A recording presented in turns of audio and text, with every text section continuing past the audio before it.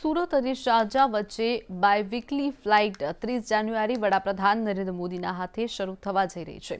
સાથે જ સુરતને ઇન્ટરનેશનલ એરપોર્ટનો દરજ્જો પણ મળી રહ્યો છે। ત્યારે હાલના ભાજપ સાંસદો તથા અન્ય સંગઠનો તેની ક્રેડિટ લેવાની હોડ જામી છે। ત્યારે સતત 6 ટર્મથી સાંસદ રહેલા સ્વર્ગીય કાશીરામ રાણાની સુરતના એરપોર્ટને વિકસાવવા માટે કરેલી મહેનતને ભૂલ્યા હોય તેવું લાગી રહ્યું છે। ત્યારે Gujarat chamber of commerce and ઇન્ડસ્ટ્રીએ ભાજપ સાથે સ્વર્ગસ્થ કાશીરામ રાણાનો પણ ઋણ સ્વીકાર કરી અને તેમને સાચી શ્રદ્ધાંજલિ આપી હતી।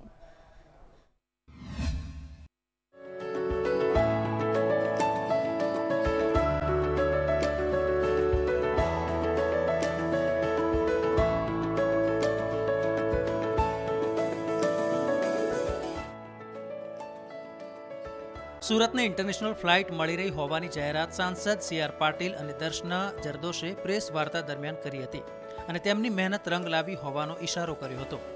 સોશિયલ મીડિયા પર પણ તે જ રીતે તેઓ દ્વારા આ અભિયાન શરૂ કરવામાં આવ્યું છે। તેમના સમર્થકો પણ બધો જશ તેમને અપાવવાની મુહિમ ચલાવતા હોય તેમ લાગી રહ્યું છે।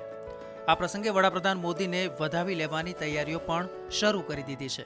ડોમેસ્ટિકમાં જે રીતે ગ્રોથ થયો છે તે જ રીતે ઇન્ટરનેશનલ માટે પણ લોકોની ખૂબ માંગણીઓ હતી।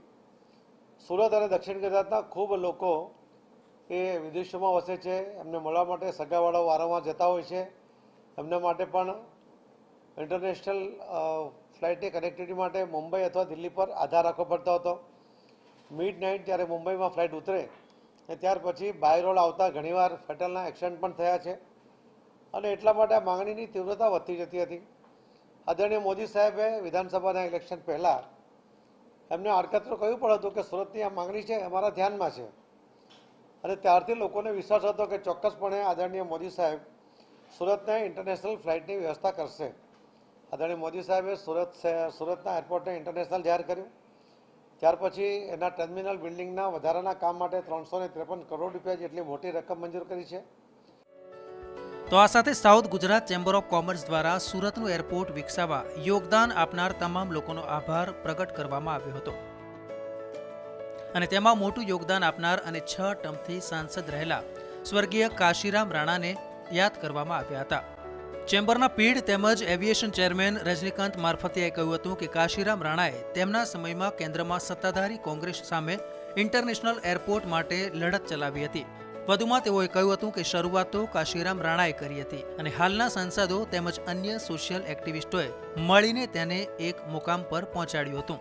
સ્વર્ગીય કાશીરામ રાણાની સંસદમાં સુરત 6 નામની બુકલેટમાં પણ રાણાએ સુરત એરપોર્ટ માટે જમીન સંપાદનથી લઈને compound wall, domestic flight, international flight તેમજ કાર્ગો સર્વિસ માટે કરેલા પ્રયાસોની સિલસિલાવાર વિગતો આપવામાં આવી છે, જેમાં એવિએશન મંત્રી શાહનવાઝ હુસેન સાથે એરપોર્ટની વિઝિટ કરાવવાનો ફોટોગ્રાફ ઉલ્લેખ છે। તેને લઈને કાશીરામ રાણાના પુત્ર દીપક રાણાએ કહ્યું હતું કે રાજ્ય સરકાર હસ્તક આ એરપોર્ટ હતું અને ત્યારે ચિમનભાઈ પટેલ મુખ્યમંત્રી હતા તો કેન્દ્રમાં પણ કોંગ્રેસનું શાસન હતું અને ત્યારથી કાશીરામ રાણા દ્વારા ઇન્ટરનેશનલ એરપોર્ટનું સ્વપ્ન જોવામાં આવ્યું હતું। ત્યારે આજે ભાજપના શાસનમાં સાકાર થઈ રહ્યું છે તે અમારા માટે ગર્વની વાત છે। 1989માં જ્યારે પહેલીવાર સુરતના સાંસદ બન્યા ત્યાંથી માંડી અને 2009ની 6 ટર્મ સુધી સાંસદ રહ્યા મારા પપ્પા સ્વર્ગીય શ્રી કાશીરામભાઈ રાણા। ત્યાં સુધીમાં વિપક્ષમાં રહીને અને સરકારમાં રહીને અનેક ઉડ્ડયન મંત્રીઓ સરકારો સામે સુરતના એરપોર્ટ બાબતમાં રજૂઆત કરી। આ રજૂઆતોમાં ખાસ કરીને સુરતનું એરપોર્ટ ડોમેસ્ટિક, કાર્ગો, એનું ટર્મિનલ બિલ્ડિંગ બને અને આંતરરાષ્ટ્રીય કક્ષાનું બને એના માટે એરપોર્ટની જમીન સંપાદન કરવાનું, એની એરપોર્ટનું સ્થાનિક માળખું હતું તેનું હસ્તાંતરણ કરવાનું, આની કાર્યવાહી કરવા માટે અનેક પ્રયત્નો કર્યા અને આજે મને ખૂબ જ આનંદ છે કે પપ્પાનું સ્વર્ગીય કાશીરામભાઈનું આ સપનું ખૂબ જ સફળ રીતે આજે પૂરું થવા જઈ રહ્યું છે। વરિષ્ઠ નેતા કાશીરામ રાણા દક્ષિણ ગુજરાતના સુપ્રીમો કહેવાતા અને તે પહેલા જનસંઘ અને પછી ભાજપને બેઠો કરવામાં તેમનો મોટો ફાળો છે। ત્યારે સુરતના આંગણે ઇન્ટરનેશનલ ફ્લાઇટ શરૂ થઈ રહી છે ત્યારે શહેર ભાજપ આ પીઢ નેતાને યાદ કરીને તેમને માન આપે છે કે કેમ તે જોવું રહ્યું। રાજા શેખ, મંતવ્ય ન્યૂઝ, સુરત।